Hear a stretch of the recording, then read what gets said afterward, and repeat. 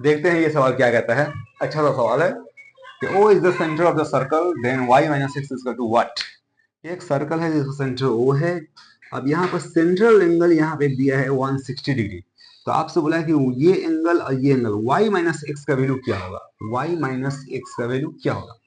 अच्छा एक बात बताइए, y प्लस एक्स का वैल्यू पूछता है तो क्या हम लोग बता पाते हैं? झट से बोलते हैं क्या, 180 डिग्री। क्यों क्यों बोलते हैं 180 डिग्री? क्योंकि ये एक साइक्लिक क्वाड्रिलेटरल है और साइक्लिक क्वाड्रिलेटरल के जो अपोजिट एंगल्स होते हैं वो सप्लीमेंट्री होते हैं। लेकिन ये अलग बात है, इसका यहाँ पर यूज होने वाला नहीं है, इसलिए इसको हटा देते हैं। यहाँ पर कौन सी बात यूज होगा देखा जाए।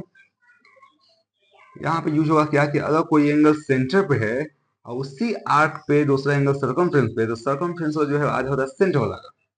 सर्कमफ्रेंस वाला जो एंगल है वो आधा होता है किसका, सेंटर वाला का।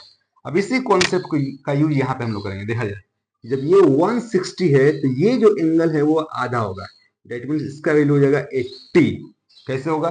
सिंपल सी बात है, नक्शा को घुमा के देखिएगा तो होगा, जरूरी नहीं कि हमेशा आपको ऐसा मिले। ये जो एंगल है डबल है किसका, इधर वाले का, और जो ये जो एंगल है वो डबल है इधर वाले का। तो पहली बात ये है कि ये तो हम लोग 80 निकाल लिए। मान लीजिए एंगल ये सेंटर ओ है, एक्स का वैल्यू क्या होगा, तो ये 160 है उसका आधा ही होगा, यानी कि ये 80 निकल गया, एक्स का वैल्यू निकल गया। अब ये एंगल निकालने के लिए हम लोग को ये एंगल पता होना चाहिए।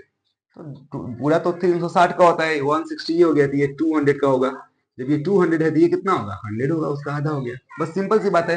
जब एक्स का वैल्यू और वाई का वैल्यू निकल ही गया तब बचा क्या। अब एक्स वाई माइनस एक्स पूछ रहा है, तो वाई का वैल्यू हम लोग निकाले 100 माइनस एक्स का वैल्यू निकाले हम लोग 80। दैट मीन्स ये आपका 20 डिग्री इसका आंसर हो गया। वाई माइनस एक्स क्या हो गया भाई, 20 डिग्री। उम्मीद है बातें समझ में आई होंगी। इसमें बस एक कॉन्सेप्ट था।